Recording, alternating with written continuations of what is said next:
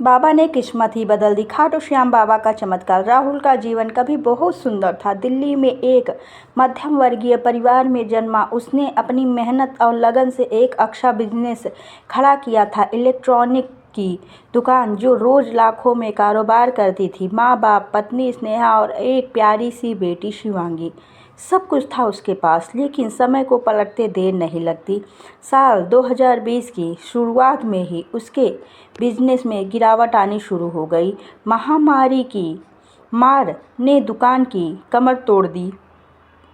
Bank से लिए गए कर्जे की किस्तें चुकाना मुश्किल हो गया। कुछ ही महीनों में उसके ऊपर 18 लाख का कर्ज चढ़ गया।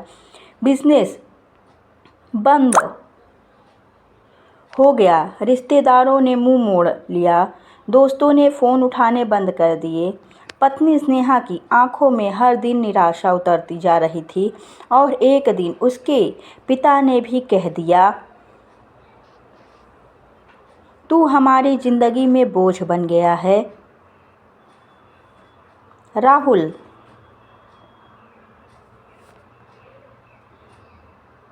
उस रात राहुल ने आत्महत्या करने का मन बना लिया। वो नवंबर की एक ठंडी रात थी। राहुल ने यमुना पुल से कूदने की ठानी, लेकिन जैसे ही उसने रेलिंग पर चढ़ना चाहा, एक कांपती आवाज़ सुनाई दी, बाबा श्याम का नाम क्यों नहीं लिया बेटे? राहुल ने पीछे मुड़कर देखा।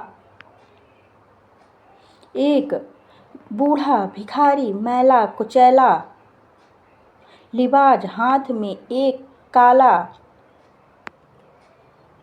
कम्बल और आंखों में अजीब चमक। राहुल चिल्लाया, बाबा श्याम मुझे बचाएंगे, उन्होंने ही सब छीना है मुझसे।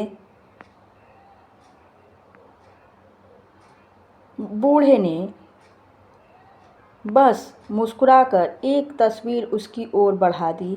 खाटू श्याम जी की तस्वीर। जिस दिन तू इनके दरबार जाएगा, उस दिन तेरी किस्मत करवट लेगी। राहुल ने अनमने मन से वह तस्वीर ले ली और घर लौट आया। एक हफ्ते बाद न जाने क्यों राहुल का मन बेचैन हो उठा। उसने अपनी पत्नी से झूठ कहा कि वह नौकरी के लिए जयपुर जा रहा है और चुपचाप खाटू के लिए निकल पड़ा। बस ट्रेन, फिर पैदल, बिना टिकट, बिना पैसे, सिर्फ एक तस्वीर और आंखों में आंसू लिए।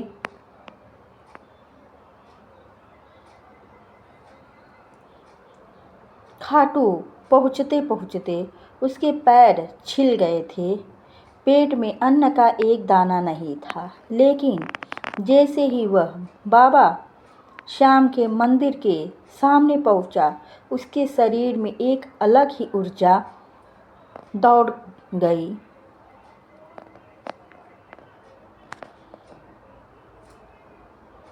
ठाकुर जी, अगर आप हैं तो मुझे रास्ता दिखाइए, वरना मैं फिर वहीं चला जाऊंगा जहां मौत मेरा इंतज़ार कर रही है। वह दरबार के फर्श पर ही गिर पड़ा, बेहोश। राहुल जब मंदिर के फर्श पर बेहोश हुआ, तब भीड़ में किसी ने उसे देखा और पुजारियों को बुलाया। उसे मंदिर परिसर के सेवा सदन में लाया गया। वह उसे पानी और चाय दी गई।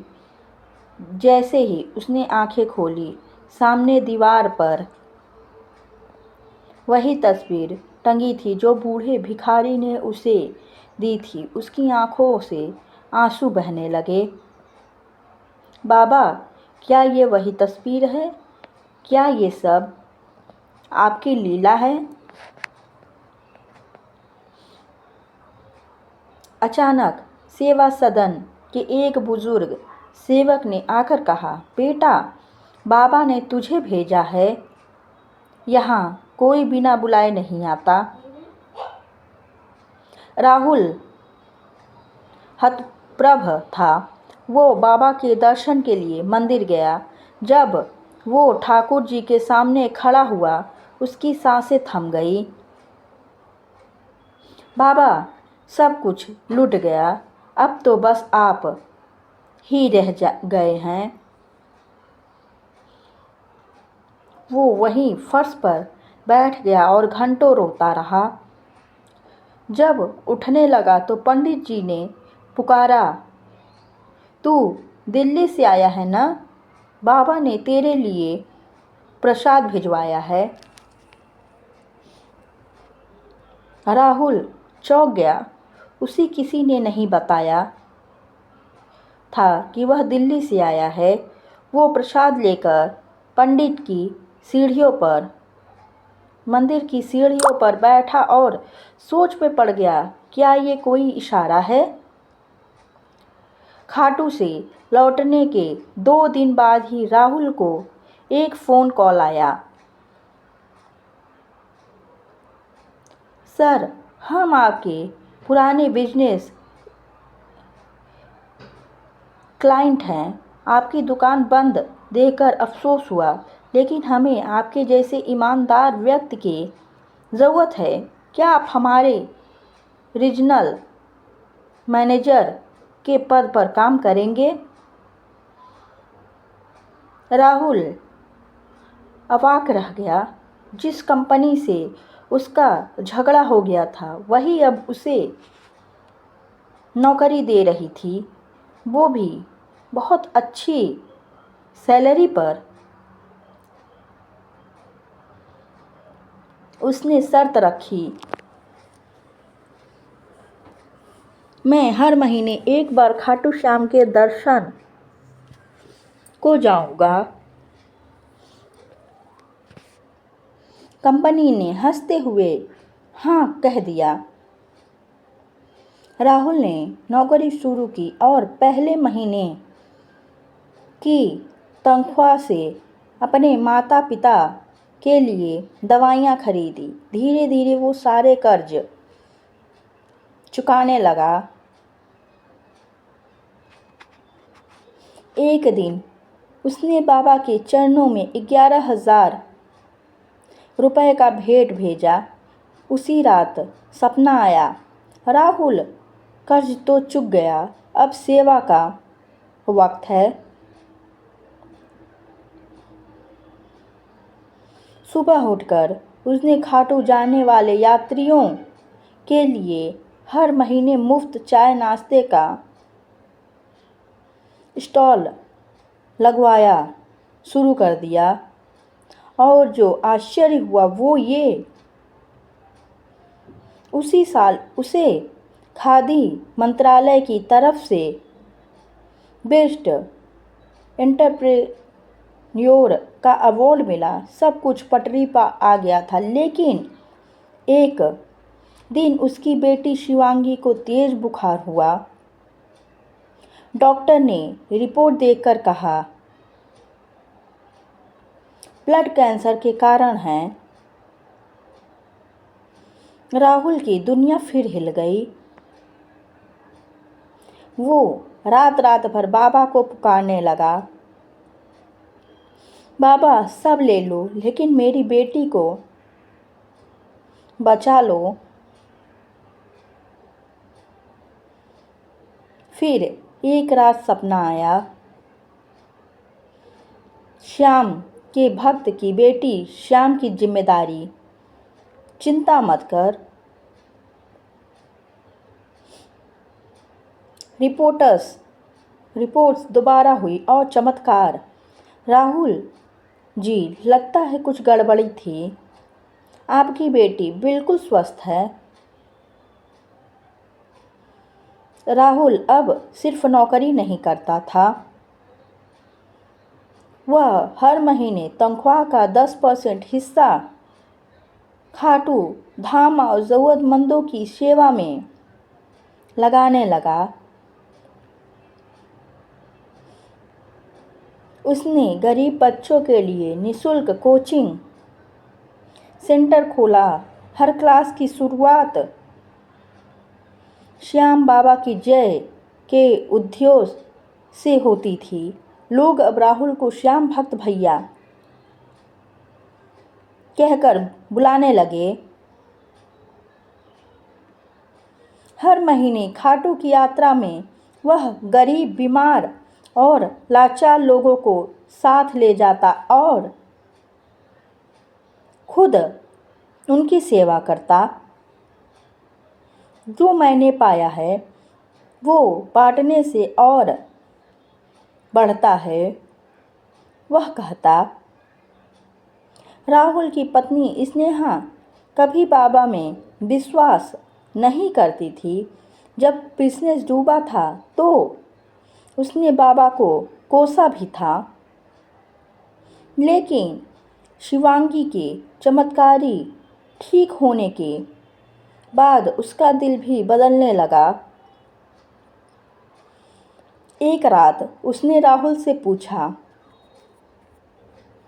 क्या बाबा सच में सुनते हैं? राहुल ने मुस्कुराकर जवाब दिया, बाबा तो वो हैं जो बिना कहे भी सुन लेते हैं।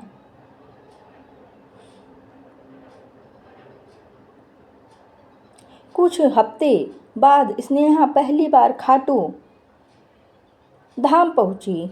मंदिर में दर्शन के समय जैसे ही उसने बाबा को निहारा, आंखों से झरझर आंसू बहने लगे। वह वहीं बैठ गई और फर्श से लिपट कर बोली, आपको पहचानने में बहुत देर कर दी बाबा।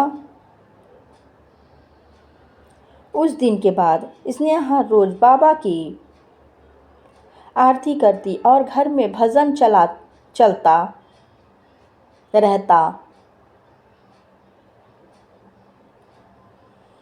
राहुल के जीवन में सब अच्छा चल रहा था, लेकिन एक पुरानी कानूनी लड़ाई अब भी चल रही थी। एक व्यक्ति जिसने झूठे केस डालकर राहुल की जमीन हड़प ली थी, कोई कोर्ट में आखिरी सुनवाई के लिए पहुंच गया। राहुल बहुत घबराया। केस हारने पर वह लाखों रुपए और जमीन दोनों खो देता। सुनवाई के एक दिन पहले वह खाटू पहुंचा और बाबा से कहा, अगर यह जमीन मेरी नहीं है तो हार स्वीकार है, लेकिन अगर ये मेरी मेहनत है तो न्याय आप ही कीजिए। अगले दिन कोर्ट में जज ने पुराने कागजों की जांच के बाद कहा, ये जमीन राहुल जी की है। झूठे केस करने वाले पर दंड लगाया जाता है।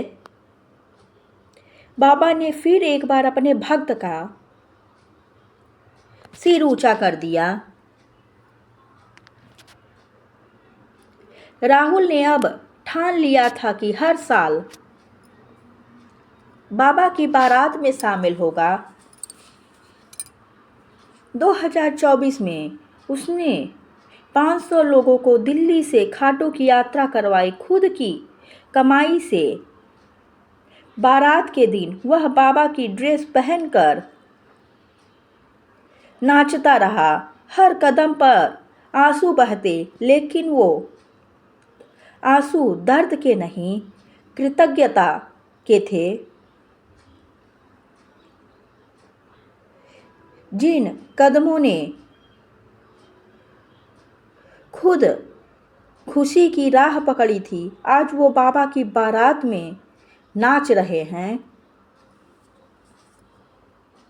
लोग उसके पास आकर कहते, तेरे अंदर बाबा बोलते हैं। राहुल 67 वर्ष का हो चुका था। शरीर धीरे धीरे जवाब दे रहा था। एक रात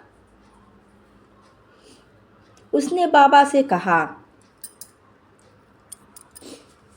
अब थक गया हूँ बाबा, अब बुला लीजिए। उसी रात सपना आया, आ रहा हूँ बेटे घोड़े पर सवार होकर तुझे लेने। अगली सुबह राहुल खाटू की यात्रा पर निकला। जैसे ही वह मंदिर पहुंचा, चढ़ावे के फूल बाबा के चरणों में रखे वही फर्श पर गिर पड़ा। शरीर ठंडा हो गया, लेकिन चेहरे पर ऐसी मुस्कान थी जैसे खुद ठाकुर जी ने गले लगाया हो। आज भी खाटू धाम के बाहर एक बोर्ड लगा है। यहाँ हर महीने एक भंडारा चलता है। श्याम भक्त राहुल की स्मृति के लोग कहते हैं, अगर जीवन में कभी हार जाओ तो राहुल की कहानी पढ़ लेना और बाबा श्याम को पुकार लेना, किस्मत पलट जाएगी।